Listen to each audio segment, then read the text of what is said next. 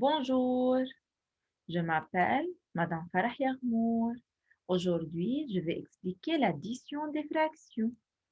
Alors, tout d'abord, pour additionner deux fractions de même dénominateur, on a deux étapes. La première étape, on additionne les numérateurs. La deuxième étape, le dénominateur reste le même. Exemple, on a la figure suivante. On a deux parties rouges et trois parties vertes. Alors, maintenant, quel est le nombre total des parties? 1, 2, 3, 4, 5, 6, 7 et 8. Alors, le nombre total est 8. Maintenant, il faut écrire la fraction des parties rouges. On a 1, 2. Alors, 2 dans le numérateur et 8 dans le dénominateur. Maintenant, la fraction des parties vertes. 1, 2 et 3. Alors, 3 dans le numérateur et 8 dans le dénominateur. Maintenant, pour additionner ces deux fractions, il faut tout d'abord additionner les numérateurs. 1, 2, 3 et 4 et 5. Alors, le numérateur est 5. Donc, on additionne 2 plus 3, c'est 5.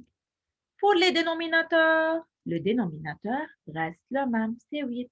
Donc, la fraction est 5 huitièmes. Maintenant, si on a des fractions de différents dénominateurs, il faut chercher le dénominateur commun et il faut chercher la fraction égale. Exemple 1. Si l'un des dénominateurs est un multiple de l'autre, on a 1 cinquième plus 1 dixième.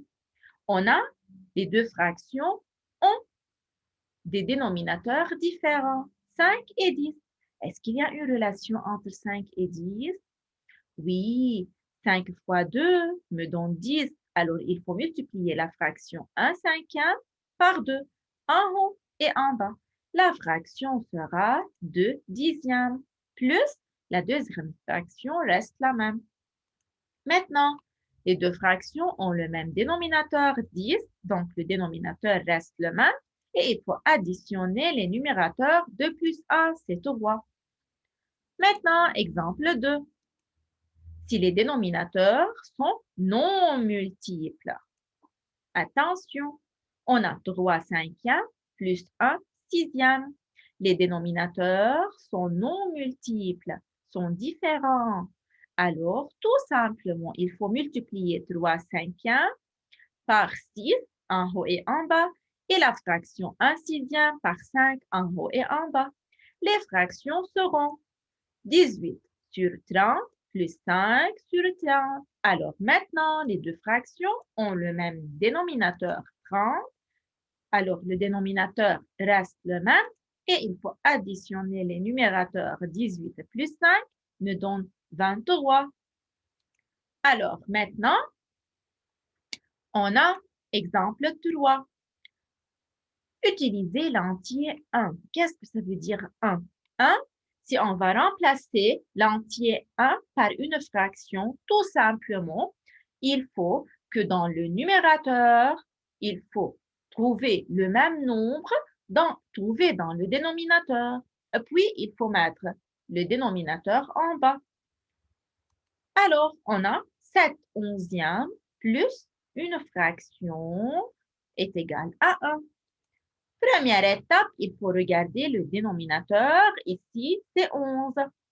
Deuxième étape, il faut remplacer 1 par 11 sur 11. Troisième étape, le dénominateur est le même pour toutes les fractions. Donc, dans la fraction, il faut écrire maintenant dans le dénominateur 11. Maintenant, il faut poser la question suivante.